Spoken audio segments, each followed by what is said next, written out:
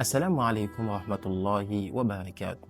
Nianachika yakaijery dingana fito zay hoe anampiatsika olo anatin'ny depression na varitsaina lalina.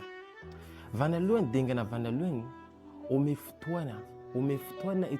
fotoana betsaka izy mba hafana anehoany hevitsy anazy, hitahita anazy.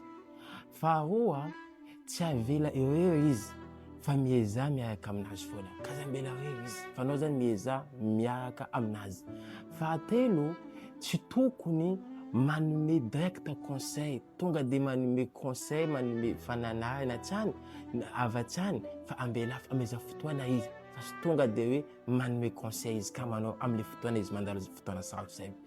Fa efatsa, ome hery izy ary omeza moraly izy, resaro izy, reselahatra izy mba hoe ananany hoe fomba fijery tsara amin'ny zavatra zay mandalo aminazy, mba hijerevany hoe côté positif amile zavatra zay miseho aminazy igny.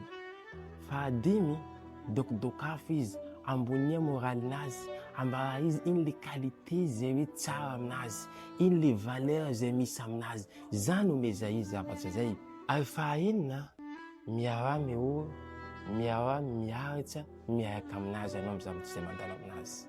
Ary ny farany, atao izy docteur na spécialiste zay mifandray am'izay problème zay mandalo aminazy. Docteur tsara na spécialiste zay mifandray amin'ny problème zay misy aminazy.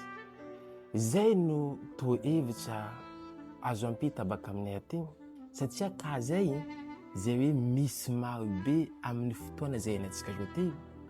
Raha nahalinanao zany vidéo zay nataontsika zay, gemeo, partageo, aparitao, omeza le namana zay anatin'ny depression zay mba hafanao tafiboaka. Appliqueo, ampianaro, ataovy, ampiaro fa hitanao zany hoe mety manova zany fiainana anazy zay amin'ny manaraka ndraiky. Wassalamu alaikum warahmatullahi wabarakatuh.